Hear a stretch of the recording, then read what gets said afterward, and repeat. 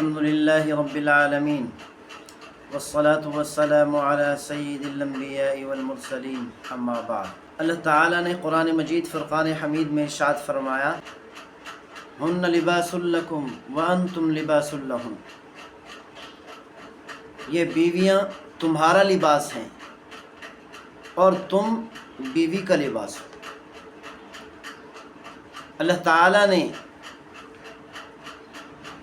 دنیا کے اندر مردوں کو سمجھا دیا اور عورتوں کو بھی سمجھا دیا کہ جب نکاح ہو، شادی ہو تو ایک دوسرے کے ساتھ ایسے رہیں جیسے انسان کے لیے لباس ہوتا ہے، اور ہر ایک کو چاہیے دوسرے کو اپنے لیے ایسے سمجھے جیسے لباس کو ضروری سمجھتا ہے۔ ایسے ہی شوہر کو چاہیے کہ بیوی کو اپنے ساتھ رکھنا لازم سمجھے۔ جیسے لباس کے بغیر زندگی نہیں گزر سکتی، اسی طرح بیوی کے بغیر بھی زندگی نہیں گزر سکتی، اور بیوی کو چاہیے کہ وہ یہ یقین کر لے کہ شوہر کے بغیر زندگی نہیں گزر سکتی۔ کیوں؟ جس طرح بیوی شوہر کے لیے لباس ہے، اسی طرح شوہر بیوی کے لیے لباس ہے۔ بیوی کو چاہیے کہ اپنے شوہر کو اپنے لیے لباس کی طرح لازم سمجھے۔ جیسے انسان لباس کے بغیر اپنے آپ کو عجیب سا شمار کرتا ہے، عجیب سا محسوس کرتا ہے، اور لباس کے بغیر ایک لمحے کے لیے بھی نہیں رہ سکتا۔ لباس کے بغیر انسان تھوڑی دیر کے لیے بھی نہیں رہ سکتا۔ اسی طرح شوہر اور بیوی کو چاہیے کہ دوسرے کو اپنے لیے اسی طرح لازم سمجھیں کہ جیسے لباس کے بغیر رہنا مشکل ہے، اسی طرح شوہر کو چاہیے کہ بیوی کو اپنے لیے لازم سمجھے کہ بیوی کے بغیر بھی رہنا مشکل ہے۔ بیوی کو چاہیے کہ شوہر کو اپنے لیے لازم سمجھے کہ شوہر کے بغیر رہنا مشکل ہے۔ جس طرح ہم جب لباس پہنتے ہیں تو لباس کو خوبصورت بنانے کی کوشش کرتے ہیں۔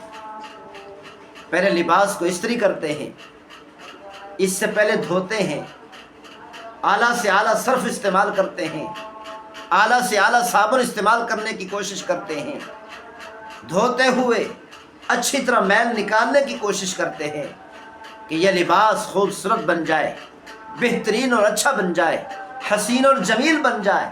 پھر اس کے بعد اچھے سے استری کرتے ہیں کہ کوئی بل کپڑے کے اندر باقی نہ رہے۔ استری کر کے دھو کر لباس کو خوبصورت سے خوبصورت ترین بناتے ہیں۔ اسی طرح شوہر کو چاہیے کہ بیوی کا خیال رکھے، بیوی کو چاہیے کہ شوہر کا خیال رکھے۔ جو کچھ بھی ہو جائے لباس کو بچانے کی کوشش کرتے ہیں، جو کچھ بھی ہو جائے لباس کی حفاظت کرنے کی کوشش کرتے ہیں۔ راستے میں جا رہے ہیں، راستے میں کیچڑ آ گیا، پاؤں کی حفاظت نہیں کریں گے بلکہ شلوار کو اوپر کر لیں گے، شلوار کو بچانے کی کوشش کریں گے، پاؤں کو بچانے کی کوشش نہیں کریں گے۔ پاؤں کیچڑ کے اندر لت پت ہو جائے، گندے پانی کے اندر پاؤں چلے جائیں، اور گندے پانی کے چھینٹے، کیچڑ کے چھینٹے پاؤں پر پڑ جائیں، ٹانگ پر پڑ جائیں، کوئی حرج کی بات نہیں سمجھتے۔ لیکن شلوار کو اور پورے لباس کو گندے کیچڑ سے ہم بچاتے ہیں، کیچڑ کے گندے چھینٹوں سے لباس کو بچاتے ہیں۔ اسی طرح ہمیں چاہیے، شوہر کو چاہیے کہ بیوی کو گندی باتوں سے بچائے، الزامات سے بچائے۔ جس طرح اپنے لباس کو کیچڑ سے بچاتے ہیں، ایسے ہی شوہر کو چاہیے کہ بیوی کو الزامات کے کیچڑ سے بچا کر رکھے، جھگڑوں کے کیچڑ سے بچا کر رکھے، بد اخلاقی کے کیچڑ سے بچا کر رکھے۔ اور بیوی کو بھی چاہیے کہ کوئی بھی بات ہو، کوئی بھی الزام ہو، اپنے سر لے لے، لیکن شوہر پر الزام نہ آنے دے۔ बीवी को चाहिए कि इल्ज़ामात का कीचड़ शोहर पर ना आने दे। इल्ज़ामात का कीचड़, बदअखलाकी का कीचड़, बदज़ुबानी का कीचड़ और इसी तरह लड़ाई और झगड़े का कीचड़ शोहर पर ना आने दे। अपने आप को लड़ाई से बचाए, शोहर पर इल्ज़ामात लगाने से अपने आप को बचाए। क्यों? इसलिए कि जिस तरह हम लिबास की हिफाजत करते हैं, शोहर को चाहिए कि बीवी की हिफाजत करे, बीवी को चाहिए कि शोहर की हिफाजत। एक मर्तबा किसी ने मुझे कहा कि आप शोहर और बीवी के दरमियान में झगड़ा हो गया, फैसला करें। मैंने शोहर की बात अलग सुनी, बीवी की बात अलग सुनी। शोहर को अलग बिठाकर, बीवी के सामने नहीं बिठाया और बीवी के वालिदैन के सामने भी नहीं बिठाया, अलग बिठाकर उसकी बात सुन ली और बीवी की बातें अलग सुन ली, शोहर के सामने नहीं बिठाया। जब शोहर की बात सुनी, शोहर ने बातें सुनाते हुए, बीवी पर इल्ज़ामात की बुछाड़ करते हुए अपने अंदर का सारा गुस्सा निकाल दिया। और जब बीवी की बातें सुनी तो बीवी ने इल्ज़ामात लगाए और झगड़े की बातें सुनाई, हत्ता कि अपने अंदर का सारा गुस्सा निकाल दिया।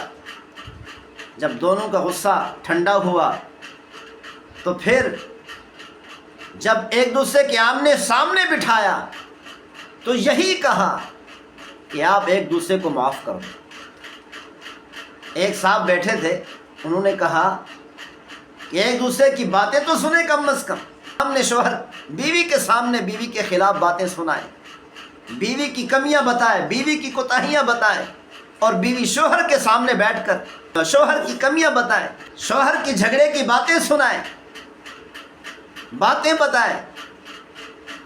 तो मैंने कहा अगर एक दूसरे के सामने बैठकर एक दूसरे पर कीचड़ उछालेंगे, ये गुस्से का वक्त है, लड़ाई का वक्त है, झगड़े का वक्त है, इससे लड़ाई और झगड़ा बढ़ेगा, कम नहीं होगा। तो दूसरा मैंने उस साहब से पूछा, अच्छा ये बताओ, हमने बीवी से भी बातें सुन ली, शोहर से भी सुन ली, अगर बीवी का कसूर निकल आया तो आखिर में क्या होगा? हमें कैसे फैसला करना पड़ेगा? आखिर में हमें क्या कहना पड़ेगा? अगर शोहर का कसूर निकल आया और बीवी का कोई कसूर न हुआ तो फिर शोहर को हम क्या कहेंगे? शोहर के ख़िलाफ़ क्या फ़ैसला करेंगे? तो उस साहब ने कहा आखिर में हम यही कहेंगे, इस फैसले का एंड यही होगा कि एक दूसरे को माफ़ कर दें। तो मैंने कहा हज़रत, एक ये है कि शोहर बीवी पर कीचड़ उछाले और बीवी शोहर पर कीचड़ उछाले और एक दूसरे के सख्त मुखालिफ बन जाए कीचड़ उछालने की वजह से, और एक दूसरे के दिलों के अंदर नफ़रत पैदा हो जाए कीचड़ उछालने की वजह से। हम नफ़रतें एक दूसरे के दिलों में पैदा करके आखिर में ये फ़ैसला दें कि अब एक दूसरे को माफ़ कर दो। इससे बेहतर ये नहीं कि अब जब एक दूसरे से नफ़रत नहीं, ज़हरी तौर पर झगड़ा तो है, पर इल्ज़ामात लगाकर, कीचड़ उछाल कर वो नफ़रत पैदा नहीं हुई। नफ़रत के पैदा होने से पहले हम कह दें तो एक दूसरे को माफ़ कर दो, तो क्या ये बेहतर नहीं? तो यही बेहतर है। शोहर बीवी के दरमियान में जब सुलह कराने लगें, जब शोहर बीवी के झगड़ों का फैसला करने लगें, तो एक दूसरे के सामने बिठाकर दूसरों के एक दूसरे के इल्ज़ामात न सुने, एक दूसरे पर कीचड़ न उछालने दें, बल्कि इब्तिदा ही से कह दें, बातें सुननी भी हैं, अलग अलग बिठा कर सुन लें। फिर जब एक दूसरे के आमने सामने हो तो उस वक़्त बस यही कहें, मेहरबानी करें एक दूसरे को माफ़ कर दें। जब इस तरीके से फैसला होगा, एक दूसरे के दिल में नफ़रत भी नहीं आएगी। देखो, जब एक दूसरे को माफ़ करेंगे तो आपस में मोहब्बत पैदा हो जाएगी। तो इसीलिए शौहर को चाहिए कि बीवी पर इल्ज़ामात न लगाए, कीचड़ न उछाले, और बीवी को चाहिए कि शौहर पर इल्ज़ामात लगाकर उस पर कीचड़ न उछाले। अगर कमियां हैं भी सही, शौहर की कमियां हैं, कोताहियां हैं, क्योंकि जितना मियाँ बीवी में से हर एक दूसरे की कोताहियां और कमियां और खामियां जानते हैं और कोई नहीं जानता। अगर बीवी जानती है मेरे शौहर की कमियां हैं, कोताहियां हैं, खामियां हैं, बीवी को चाहिए कि शौहर के लिए लिबास बन जाए। जैसे लिबास जिस्म को छुपाता है, इसी तरह बीवी को चाहिए कि अपने शौहर की कमियां छुपा ले, शौहर के लिए लिबास बनकर उसकी कोताहियां छुपा ले, शौहर के लिए लिबास बनकर और उसकी लफ्ज़ें छुपा ले। इससे शौहर के दिल में मोहब्बत पैदा हो।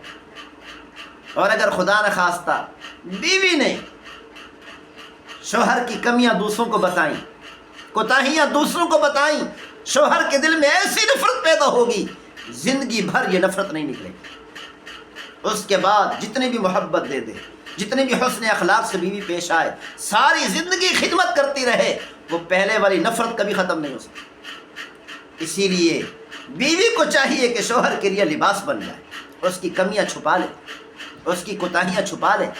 और शौहर को चाहिए कि बीवी की कमियां छुपाए, कोताहियां छुपाए। एक और मौका पर मुझे कहा गया कि शौहर बीवी के दरमियान झगड़ा है, इसका फ़ैसला करें, इनकी सुलह करा दें। तो जब बात सुनी शौहर की और बीवी की अलग अलग बिठाकर, तो शौहर ने कहा मेरी बीवी मेरे साथ बहुत लड़ती है, बहुत झगड़ती है, बदजुबान है मेरी बीवी, और अगर आप चाहें तो मैं अपनी बीवी की रिकॉर्डिंग करके भी आपको पेश कर सकता हूँ। तो मैंने उस शौहर से कहा कितनी अजीब बात कर दी आपने, बीवी आपकी इज्जत है, जब से ये बीवी बनी है, निकाह हुआ है, ये बीवी आपकी इज्जत है, उसकी रिकॉर्डिंग करके हमें देकर आप अपनी ही इज्जत को उछालना चाहते हैं। आपको चाहिए कि बीवी के लिए लिबास बन जाए, बीवी की कमियां, बीवी की कोताहियां, बीवी की खामियां छुपा लें, किसी को ना बताएं। और अगर किसी को कहना भी है, बस इतना कह दें कि मेरी बीवी को समझा दो, बदअखलाकी करती है, मुझसे झगड़ती है, लड़ती है। पहले तो बर्दाश्त कर, बर्दाश्त नहीं हो सकता, ज़्यादा से ज़्यादा बस इतना ही कह कि इसको समझा दो, उसकी कोताहियाँ, कमियाँ, अंदर की बातें दूसरों को मत बताओ। अल्लाह ताला हम सबको अमल करने की तौफीक नसीब फरमाए। वमा तौफीक इल्ला बिल्लाह। तो कई मरतबा सोचा कि इसको तलाक दे दूँ, लेकिन बच्चे हैं, बच्चों की वजह से सब्र कर जाता हूँ, गुस्से का घूंट पी जाता हूँ, तलाक नहीं दे सका। लेकिन क्या करूँ कि घर में सुकून नहीं। घर में सुकून के लिए दौलत का होना ज़रूरी नहीं, पैसा का होना ज़रूरी नहीं, बैंक बैलेंस का होना ज़रूरी नहीं, मोहब्बत और प्यार का होना ज़रूरी है, हुस्न अखलाक का होना ज़रूरी है, हुस्न सलूक का होना ज़रूरी है, और एक दूसरे की बातें सुनकर सब्र और तहम्मुल करना, बर्दाश्त करना ज़रूरी है, एक दूसरे को माफ़ करना ज़रूरी है।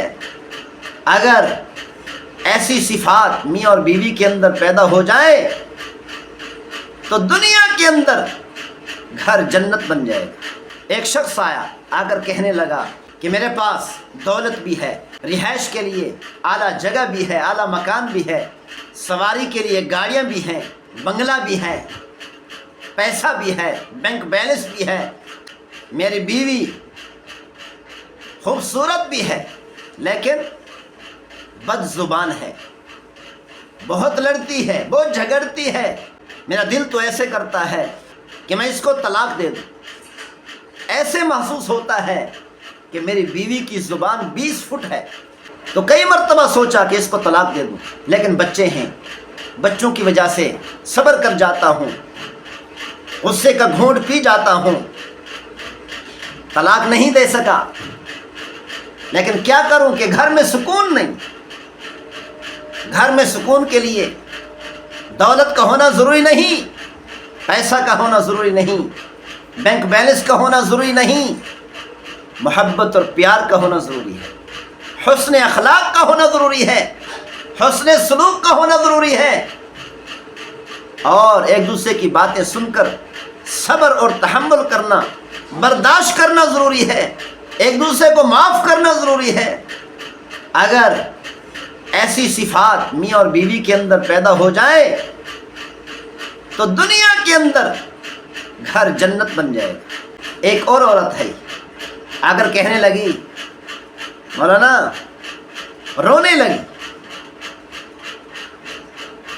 कि मेरा शोहर खरबूपति है, खरबों रुपए उसके पास है, इतनी बड़ा दौलतमंद है, दूसरे लोग मुझे देखते हैं तो कह उठते हैं बड़ी खुशकिस्मत औरत है कि इसका शोहर खरबोपति है, बड़ी दौलत का मालिक है, बड़े पैसे का मालिक है, बड़ी जायदादों का मालिक है, बंगलों का मालिक है, बड़ी बड़ी आला किस्म की गाड़ियों का मालिक है, मुझे खुशकिस्मत समझते हैं। लेकिन मैं लानत भेजती हूँ ऐसी दौलत पर कि दौलत हो घर में सुकून न हो।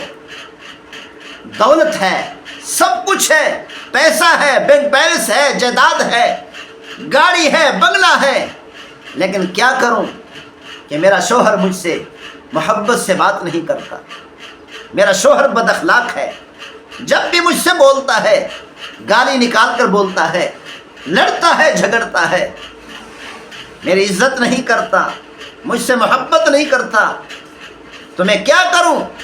ऐसे हीरे और जवाहर के हार को, ऐसे हीरे और जवाहर की चीज़ों को, ऐसी दौलत को मैं क्या करूंगी? मुझे दौलत नहीं चाहिए। रो रो कर कहने लगी कि मुझे दौलत नहीं चाहिए, पैसा नहीं चाहिए, बैंक बैलेंस नहीं चाहिए, गाड़ियाँ नहीं चाहिए, बंगले नहीं चाहिए, मुझे सिर्फ़ और सिर्फ शोहर की मोहब्बत चाहिए, शोहर का प्यार चाहिए, शोहर का हुस्न अखलाक चाहिए, शोहर का हुस्न सलूक मुझे चाहिए, इसके अलावा मुझे और कुछ नहीं चाहिए। रोती भी रही और बातें भी करती रही, रोती भी रही और हाल अहवाल भी सुनाती रही। तो इसीलिए भाई, घर में सुकून पैदा करने के लिए दौलत का होना ज़रूरी नहीं, मोहब्बत और प्यार का होना ज़रूरी है। लड़ाई और झगड़े को ख़त्म करना ज़रूरी है। एक औरत है आकर कहने लगी कि मौलाना मुझे तवीज़ दे दो, मेरी बहू मुझसे लड़ती है, घर के अफराद मुझसे लड़ते हैं, मुझे ऐसा तवीज़ दे दो कि जिससे ये सारे मेरे ग़ुलाम बन जाएं। और तवीज़ देने वाला जानता था कि घर के अंदर लड़ाई खुद इसी औरत की वजह से। तो तावीज़ देने वाले ने कहा, मैं एक तवीज़ दे रहा हूँ कि जब कोई आपके साथ लड़ाई करने लगे, झगड़ा करने लगे, तो ये तावीज़ दांतों के नीचे रख कर जोर देना है। लेकिन ख्याल करना, जब आपने दांतों के दरमियान ये तावीज़ रख दिया, फिर तावीज़ को गिरना और निकलना नहीं चाहिए। अगर ये तावीज़ गिर गया या निकल गया तो फिर तू मर जाएगी, तेरी खैर नहीं होगी। तो वहाँ के लोग तवीज़ों से अकीदत बहुत ज़्यादा रखते थे। तो उस औरत ने कहा ठीक है, घर में गई, इसकी किसी के साथ लड़ाई शुरू हुई तो तवीज़ उठाया और दांतों के नीचे दे दिया। जैसे ही उसने अपने दांतों के नीचे तवीज़ दिया, अगले आदमी को जवाब नहीं मिला, अगले आदमी ने लड़ाई की बातें नहीं सुनी, तो लड़ाई वहीं पर ठप हो गई, ख़त्म हो गई। जब वो औरत वापस आई और आकर कहने लगी, अल्लाह आपका भला करे, आपने तो बड़ा अच्छा तवीज़ दिया था, बड़ा बेहतरीन तवीज़ दिया था कि इस तावीज़ की वजह से हमारे घर की लड़ाइयाँ ख़त्म हो गई, झगड़े ख़त्म हुए। जबकि हकीकत ये है कि तावीज़ देने वाले ने तावीज़ देकर खुद इसी को खामोश करा दिया। जब झगड़ा करने वाला ही खामोश हो गया, जब झगड़ा करने वाले की ज़ुबान बंद हो गई, तो फिर झगड़ा ही ख़त्म हो गया, झगड़े का ही खात्मा हो गया। तो बहरहाल میاں اور بیوی کو چاہیے کہ اپنے لیے ایک ایک تعویذ رکھ لیں. جب بیوی لڑائی کرنے لگے تو یہ تعویذ اپنے دانتوں کے نیچے رکھ لیں. جب شوہر لڑائی کرنے لگے تو بیوی کو چاہیے اپنے دانتوں کے درمیان یہ تعویذ رکھے زور دے. اگر یہ تعویذ لے لیں گے اور اس پر عمل کریں گے تو انشاءاللہ گھر کے اندر کبھی لڑائی نہیں ہوگی, سکون ہی سکون ہوگا. جس گھر کے اندر, جس علاقے کے اندر, جس بستی کے اندر, جس خاندان کے اندر کہ لوگوں کے اندر دو صفات ہیں, معاف کرنا اور صبر کرنا, برداشت کرنا, دو صفات جب گھر والوں میں آ جائیں تو دنیا کے اندر وہ گھر جنت بن جائے گا. جس علاقے کے اندر کے لوگوں میں یہ دو صفات آ جائیں وہ علاقہ دنیا کے اندر جنت بن جائے گا. اسی لیے ہمیں چاہیے کہ ہم ایک دوسرے کو معاف بھی کریں اور ایک دوسرے کی برداشت بھی کریں. اللہ تعالی ہم سب کو عمل کرنے کی توفیق نصیب فرمائے. وما توفیق الا باللہ. جو تین کام کرے گا کبھی ذلت نہیں دیکھے گا, کبھی ذلیل نہیں ہو سکتا. رب ذوالجلال کی قسم, اس کو اللہ تعالی عزتیں عطا کرے گا, ہر طرف سے عزت ملے گی, ہر جگہ سے عزت ملے گی, عزت اس کا مقدر بن جائے گی. وہ تین کام یہ ہیں: سچائی, سچ بولنا, عدل و انصاف کرنا اور امانت داری کرنا, امانت کا خیال رکھنا. جو مسلمان یہ تین کام کرتا ہے اللہ تعالیٰ اس کو عزتیں عطا کرتا ہے. دنیا میں بھی عزت ملے گی, آخرت میں بھی عزت ملے گی. ایسا انسان کبھی ذلیل ہو ہی نہیں سکتا, عزت اس کا مقدر بن جائے گی. کیونکہ پیغمبر صلی اللہ علیہ وسلم نے ارشاد فرمایا الصدق ینجی والکذب یہلک. سچائی نجات دیتی ہے. ایسا موقع آ گیا جہاں پر یہ محسوس ہوتا ہے کہ اگر سچ بولا تو ہلاکت ہو جائے گی. جب مسلمان سچ بولتا ہے اللہ تعالیٰ اس ہلاکت سے ہی نجات کا راستہ نکال کر سچ بولنے والے کو نجات عطا فرماتے. سیدنا فاروق اعظم رضی اللہ تعالیٰ عنہ نے عدل و انصاف سے کام لیا. ایسا عدل کیا کہ ان کا عدل و انصاف, اس عدل و انصاف کی مثال آج تک نہیں ملتی. اور اسلام نے ہمیں عدل و انصاف سکھایا ہے. سیدنا عمرو بن العاص رضی اللہ تعالی عنہ مصر کے اندر اعلان کرتے کہ اسلام نے ہمیں حکم کیا کہ ہماری فوجیں, ہماری حکومت, ہماری سلطنت جیسے مسلمانوں کی حفاظت کرتی ہے, جیسے مسلمانوں کے مال کی حفاظت کرتی ہے, جیسے مسلمانوں کی جان, مال, عزت, آبرو کی حفاظت کرتی ہے, ایسے ہی جو غیر مسلم ہمارے ملک میں رہتے ہیں, ہمارے شہر میں رہتے ہیں, خاص طور پر جو مصر میں رہتے ہیں, ہماری حکومت ان کی جان کی بھی حفاظت کرے گی, غیر مسلموں کے مال کی بھی حفاظت کرے گی, گھر کی بھی حفاظت کرے گی, حتیٰ کہ ان کے عبادت خانوں کی بھی حفاظت کرے گی. جیسے ہی سیدنا عمرو بن العاص رضی اللہ تعالی عنہ نے یہ اعلان فرمایا, وہاں کے عیسائی, وہاں کے یہودی اتنے خوش ہوئے. بعض تاجر عیسائی آئے, آ کر کہا حضرت پورے سال کی تجارت میں ہمیں جتنی منافع ہوگا ہم آدھا منافع آپ کی فوج پر خرچ کریں گے. عیسائی ذمہ دار آ گئے اور آ کر کہنے لگے حضرت پورے سال میں کھیتی باڑی کے اندر ہمیں جتنا منافع ہوگا آدھا منافع ہم آپ کی فوج پر خرچ کریں گے.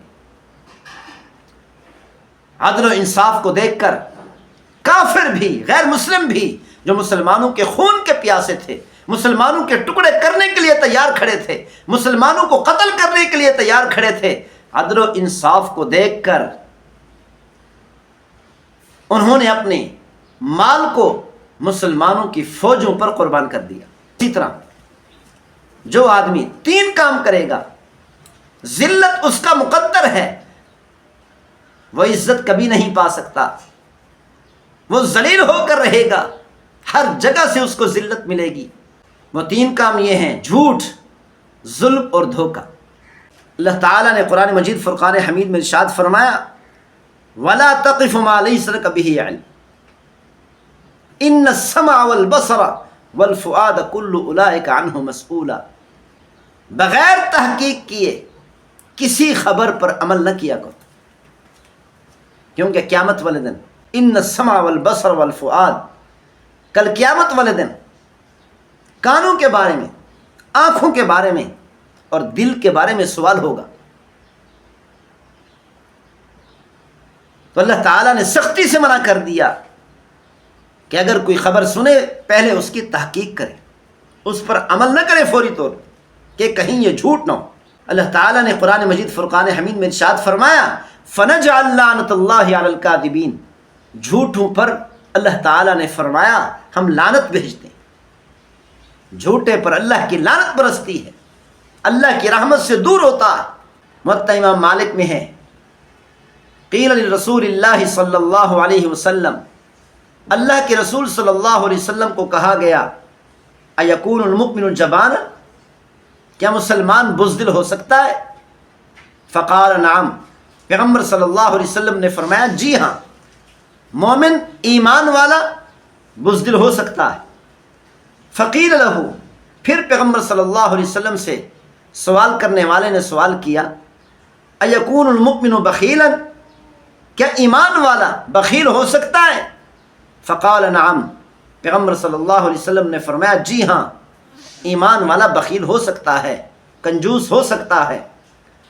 فقیل لہ، پھر پیغمبر صلی اللہ علیہ وسلم سے سوال کرنے والے نے تیسرا سوال کیا اَيَكُونُ الْمُؤْمِنُ كَذَّابًا، کیا ایمان والا جھوٹ بول سکتا ہے؟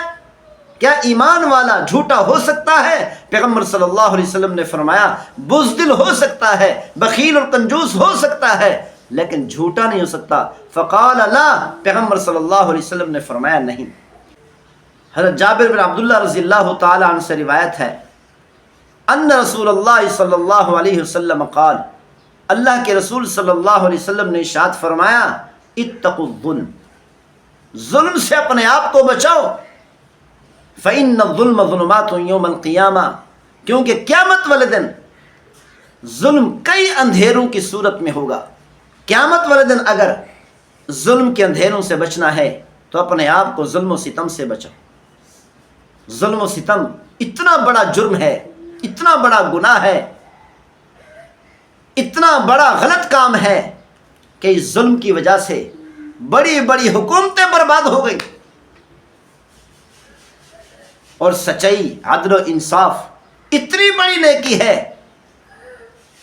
کہ گرنے والی حکومتیں، کمزور حکومتیں بھی بڑی طاقتور بن گئی۔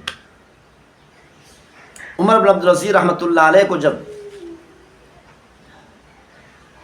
امیر المومنین بنایا گیا، بادشاہ بنایا گیا، اس وقت ملک کی حالت ایسی تھی جیسے آج پاکستان کی حالت ہے، اس سے بھی بدتر تھی۔ عمر بن عبدالعزیز رحمۃ اللہ علیہ نے عدل و انصاف سے کام شروع کر دیا۔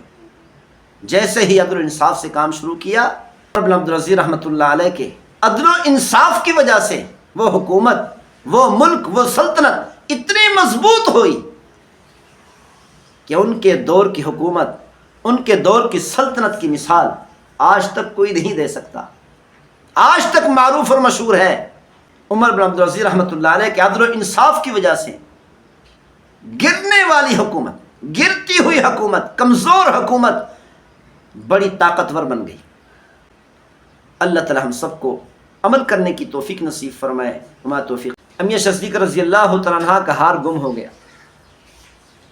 امیہ صدیقہ رضی اللہ تعالیٰ عنہ نے عرض کی یا رسول اللہ، میرا ہار گم ہو گیا ہے، میں اس وقت تک نہیں جاؤں گی جب تک میرا ہار نہیں ملے گا۔ پیغمبر صلی اللہ علیہ وسلم نے اپنی بیوی کو یہ نہیں فرمایا جہاد کا سفر ہے، عام کوئی سفر نہیں ہے، سیر و تفریح کے لیے نہیں جا رہے، جہاد کے لیے جا رہے، اتنے بڑے اہم ترین فریضے کے لیے جا رہے، بلکہ پیغمبر صلی اللہ علیہ وسلم نے فرمایا صحابہ اکرام کو اس وقت تک نہیں جائیں گے جب تک عائشہ کا ہار نہیں ملے گا۔ پیغمبر صلی اللہ علیہ وسلم نے تمام صحابہ کو فرمایا ہار تلاش کرو۔ سارے صحابہ ہار تلاش کرنے میں لگ گئے، سارے ہار تلاش کر رہے ہیں۔ الصلاۃ والسلام علی سید الانبیاء والمرسلین، اما بعد۔ نبی اکرم صلی اللہ علیہ وسلم نے ارشاد فرمایا کہ میرے انصار مدینہ صحابہ بہت اچھے ہیں۔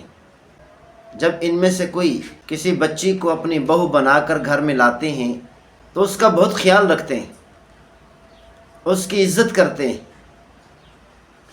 اس کو تنگ نہیں کرتے، پریشان نہیں کرتے، اور اس بچی کو یہ محسوس نہیں ہونے دیتے کہ یہ بچی اپنے والدین کے گھر میں ہے یا سسرال کے پاس ہے۔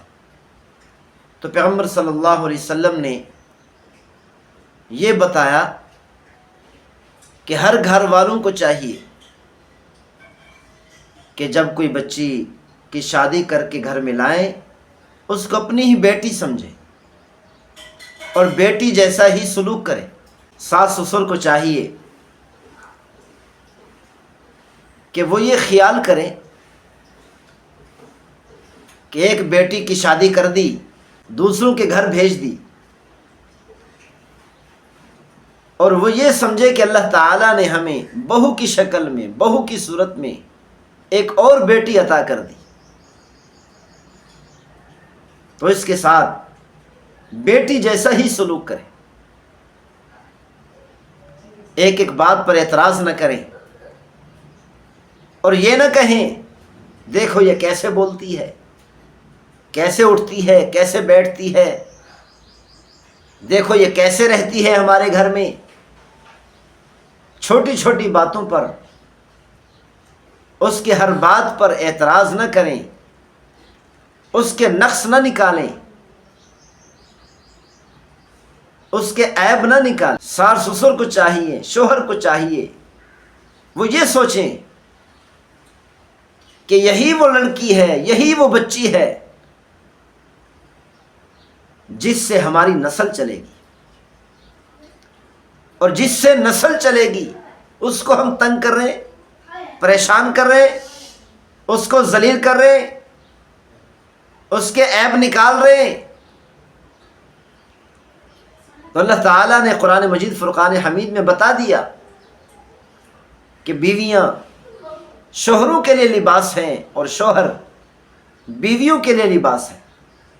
انسان کو جتنا بھی غصہ ہے، جتنا ہی پریشان ہو، کبھی اپنے لباس کو نہیں پھاڑتا، کبھی اپنے لباس کو نہیں جلائے گا، کبھی اپنا کرتا نہیں جلائے گا، اپنے دوپٹے کو نہیں پھاڑے گا۔ جتنا بھی غصہ آ جائے اپنے کپڑے کو خراب نہیں کرے گا۔ اسی طرح شوہر کو چاہیے کہ جتنا ہی غصہ آ جائے اپنی بیوی سے جھگڑا نہ کرے، خاص طور پر دوسروں کے سامنے اپنی بیوی کے خلاف باتیں نہ کرے، اپنی بیوی کی کمیاں بیان نہ کرے، بلکہ کوشش کرے کہ اپنی بیوی کی تعریف کر دے۔ اور اسی طرح بیوی کو چاہیے کہ دوسروں کے سامنے، والدین کے سامنے، اپنے بہن بھائیوں کے سامنے، اپنے میکے کے سامنے اپنے شوہر کی کمیاں بیان نہ کرے، اپنے شوہر پر الزامات نہ لگائے۔ جو بیوی اپنے شوہر کی کمیاں بیان کرتی ہے، غلطیاں بیان کرتی ہے، نقائص بیان کرتی ہے، وہ یوں سمجھے کہ اپنے ہی کپڑے پھاڑ رہی، اپنا ہی لباس پھاڑ رہی ہے، اپنے ہی کرتے کو تار تار کر رہی ہے، اپنے ہی دوپٹے کو تار تار کر رہی ہے۔ اور اسی طرح اگر شوہر اپنی بیوی کے خلاف بات کرتا ہے، اپنے والدین کے سامنے، اپنے بہن بھائیوں کے سامنے، دوسرے لوگوں کے سامنے بیوی کے نقائص بیان کرتا ہے، کمیاں بیان کرتا ہے، دوسروں کے نظر میں بیوی کو ذلیل کرتا ہے، وہ یہ یقین کر لے کہ اپنا ہی کرتا پھاڑ رہا ہے، اپنے ہی لباس کو خراب کر رہا ہے، اپنے ہی لباس کو پھاڑنے کی کوشش کر رہا ہے۔ تو پیغمبر صلی اللہ علیہ وسلم نے قیامت تک آنے والی امت کو اپنی بیویوں کے لیے لباس بن کر دکھایا۔ امی عائشہ صدیقہ رضی اللہ تعالیٰ عنہ اور پیغمبر صلی اللہ علیہ وسلم کھانا تناول فرما رہے۔ امی عائشہ صدیقہ رضی اللہ تعالیٰ عنہ نے گوشت کا ایک ٹکڑا اٹھایا۔ گوشت کا ٹکڑا بڑا تھا۔ امی عائشہ صدیقہ رضی اللہ تعالیٰ عنہ نے گوشت کے ٹکڑے سے کچھ حصہ کھایا اور باقی رکھ دیا۔ پیغمبر صلی اللہ علیہ وسلم نے گوشت کا وہی ٹکڑا اٹھایا اور جس جگہ سے امی عائشہ صدیقہ رضی اللہ تعالیٰ عنہ نے کھایا تھا اسی جگہ پر اپنا منہ مبارک رکھ کر کھانے لگے اور امی عائشہ صدیقہ رضی اللہ عنہ کو دیکھنے لگے۔ یعنی پیغمبر صلی اللہ علیہ وسلم اپنی بیوی کو، اپنی زوجہ کو، عائشہ صدیقہ رضی اللہ تعالیٰ عنہا کو دکھا رہے تھے کہ دیکھو میں تجھ سے اتنی محبت کرتا ہوں، جہاں سے تو نے کھایا ہے میں وہیں سے کھا رہا ہوں۔ اسی طرح ایک مرتبہ امی عائشہ صدیقہ رضی اللہ تعالیٰ عنہا نے ایک گلاس اٹھایا، پانی کا برتن اٹھایا، پانی پیا اور رکھ دیا۔ پیغمبر صلی اللہ علیہ وسلم نے وہی پانی کا برتن اٹھایا جس جگہ پر امی عائشہ صدیقہ رضی اللہ تعالیٰ عنہا نے اپنے ہونٹ رکھ کر پانی پیا تھا، اپنا منہ رکھ کر پانی پیا تھا۔ پیغمبر صلی اللہ علیہ وسلم نے بھی اپنا منہ مبارک اسی جگہ پر رکھا اور امی عائشہ صدیقہ رضی اللہ تعالیٰ عنہا کو دکھا دکھا کر پانی پی رہے تھے اور یہ بتا رہے تھے میں تجھ سے اتنی محبت کرتا ہوں کہ جہاں سے تو نے پانی پیا ہے، جس جگہ سے تو نے پانی پیا ہے میں بھی اسی جگہ سے پانی پی رہا ہوں، میں تجھ سے اتنی محبت کرتا ہوں۔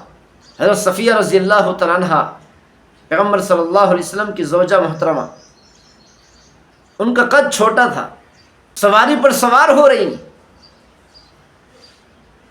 سوار نہیں ہو سکی۔ پیغمبر صلی اللہ علیہ وسلم نے اپنا گھٹنا مبارک نیچے کھڑا کیا، اپنے گھٹنے کو زینہ بنا کر اپنی زوجہ کو اس گھٹنے کے ذریعہ سے سواری پر بٹھایا۔ پیغمبر صلی اللہ علیہ وسلم نے اپنی زندگی میں قیامت تک آنے والی امت کو سمجھایا کہ اس طریقے سے زندگی گزار۔ ایک صحابی رضی اللہ تعالی عنہ سے کسی نے پوچھا پیغمبر صلی اللہ علیہ وسلم کیسے رہتے تھے؟ تو صحابی رضی اللہ تعالی عنہ نے فرمایا کان النبی صلی اللہ علیہ وسلم دائم الفکرہ متواصل الاحزان، ہمارے محبوب صلی اللہ علیہ وسلم بہت غمگین رہتے تھے، بہت پریشان رہتے تھے۔ پیغمبر صلی اللہ علیہ وسلم پر نبوت کا بوجھ تھا۔ جب مسجد میں بیٹھتے، لوگوں کے درمیان بیٹھتے، سوچ میں ہوتے تھے، پریشانی میں ہوتے تھے، غم اور درد اور کڑھن میں ہوتے تھے کہ یہ کیسے یہ دین پوری دنیا میں پھیل جائے۔ اور اسی طرح کسی نے یہی سوال امی عائشہ صدیقہ رضی اللہ تعالیٰ عنہا سے پوچھا کہ پیغمبر صلی اللہ علیہ وسلم کیسے رہتے تھے؟ امی عائشہ صدیقہ رضی اللہ تعالیٰ عنہا نے فرمایا کان ضحاکا بساما، پیغمبر صلی اللہ علیہ وسلم بہت زیادہ ہنسنے والے تھے، بہت زیادہ مسکرانے والے تھے۔ پیغمبر صلی اللہ علیہ وسلم کے سر پر، کاندھے پر بوجھ تھا، نبوت کا بوجھ تھا۔ اس بوجھ کو دبا کر پیغمبر صلی اللہ علیہ وسلم اپنے گھر والوں کے سامنے، اپنی زوجات کے سامنے، اپنی بیویوں کے سامنے مسکراتے تھے، ہنستے تھے، گپ شپ لگاتے تھے۔ پیغمبر صلی اللہ علیہ وسلم بیٹھ کر ان کی باتیں سنتے تھے، اگرچہ کسی بیوی کی بات فضول بھی ہوتی پھر بھی پیغمبر صلی اللہ علیہ وسلم کان لگا کر سنتے تھے۔ پیغمبر صلی اللہ علیہ وسلم نے امت کو بتایا کہ بیوی کی بات چاہے فضول ہی کیوں نہ ہو، فضول بات سننا بھی عبادت ہے۔ پیغمبر صلی اللہ علیہ وسلم جہاد کے سفر میں جا رہے تھے۔ پیغمبر صلی اللہ علیہ وسلم نے پڑاؤ کیا، پڑاؤ کے بعد حکم فرمایا کہ کوچ کرے۔ صحابہ اکرام جب کوچ کرنے لگے، ام عائشہ صدیقہ رضی اللہ تعالیٰ عنہ کا ہار گم ہو گیا۔ ام عائشہ صدیقہ رضی اللہ تعالیٰ عنہ نے عرض کی، یا رسول اللہ، میرا ہار گم ہو گیا ہے، میں اس وقت تک نہیں جاؤں گی جب تک میرا ہار نہیں ملے گا۔ پیغمبر صلی اللہ علیہ وسلم نے اپنی بیوی کو یہ نہیں فرمایا جہاد کا سفر ہے، عام کوئی سفر نہیں ہے، سیر و تفریح کے لیے نہیں جا رہے، جہاد کے لیے جا رہے، اتنے بڑے اہم ترین فریضے کے لیے جا رہے،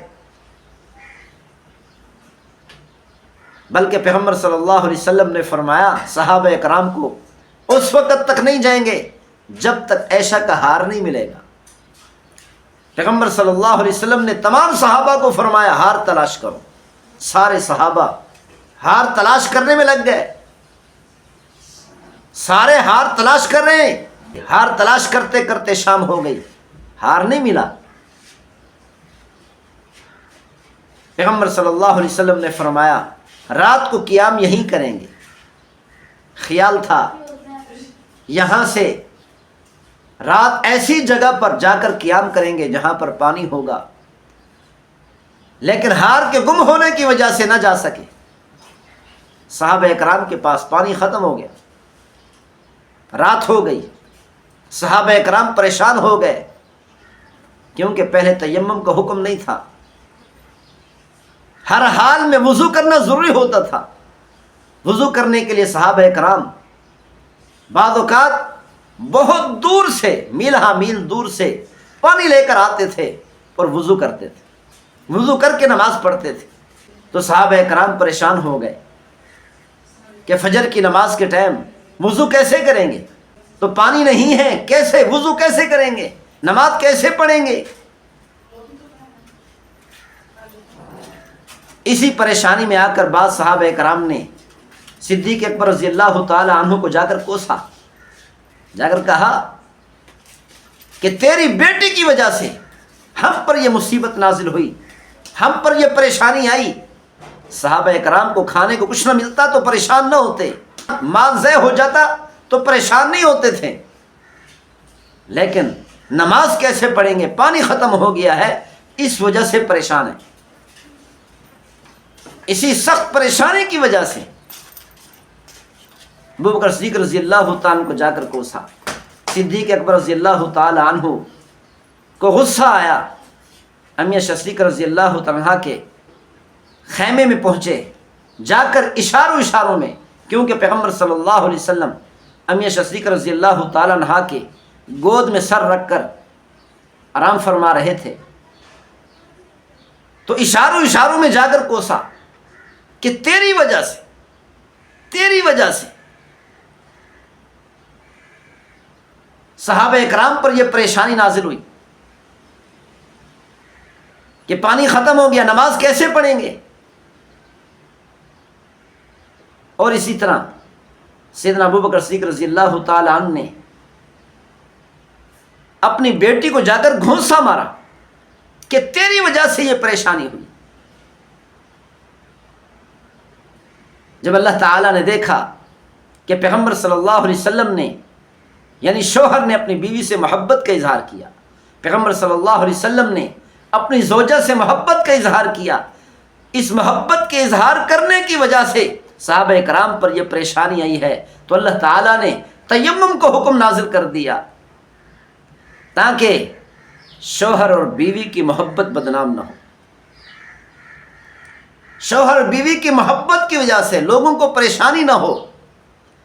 اللہ تعالیٰ نے فرمایا فَتَيَمَّمُوا صَعِيدًا طَيِّبًا، پانی نہ ہو تو پاک مٹی سے تیمم کر لیا کرو۔ یہ تیمم کا حکم ایک ایسا حکم ہے 1,24,000 انبیاء علیہ السلام میں سے کسی نبی کی امت کو نہیں ملا، صرف اسی امت کے ساتھ خاص ہے، اسی امت کو یہ حکم ملا۔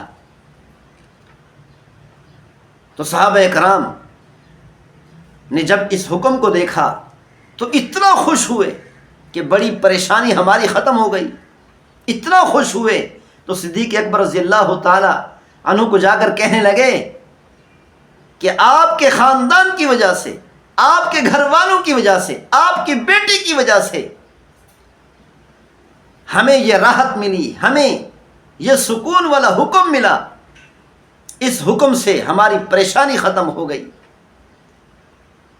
آپ کے خاندان کی وجہ سے، آپ کے گھر والوں کی وجہ سے ہمیں اتنی بڑی آسانی مل گئی، اتنا بڑا انعام اور تحفہ مل گیا. اللہ تعالیٰ نے صحابہ کرام پر یہ انعام اور تحفہ نازل کر کے ان کو پریشانی کی بجائے خوشیاں دے دی. تو بہرحال ہمیں چاہیے کہ ہم خاص طور پر خیال رکھیں کہ شوہر اور بیوی کے درمیان میں جھگڑے نہ ہوں، لڑائیاں نہ ہوں، فسادات نہ ہوں، گھر خراب نہ ہوں. نکاح کرنا آسان ہے، لیکن ساری زندگی گھر کو سنوار کر رکھنا، گھر کو بچا کر رکھنا، میاں بیوی والے رشتے کو بچا کر رکھنا، محفوظ کر کے رکھنا، حفاظت سے رکھنا، یہ مشکل ہوتا ہے. جو لوگ حفاظت کر جاتے ہیں، گھر کے اندر سکون والی زندگی پیدا کر لیتے ہیں، یہ ہے اصل مسلمان، یہ ہے اصل مومن. اللہ تعالی ہم سب کو عمل کرنے کی توفیق نصیب فرمائے. ما توفیق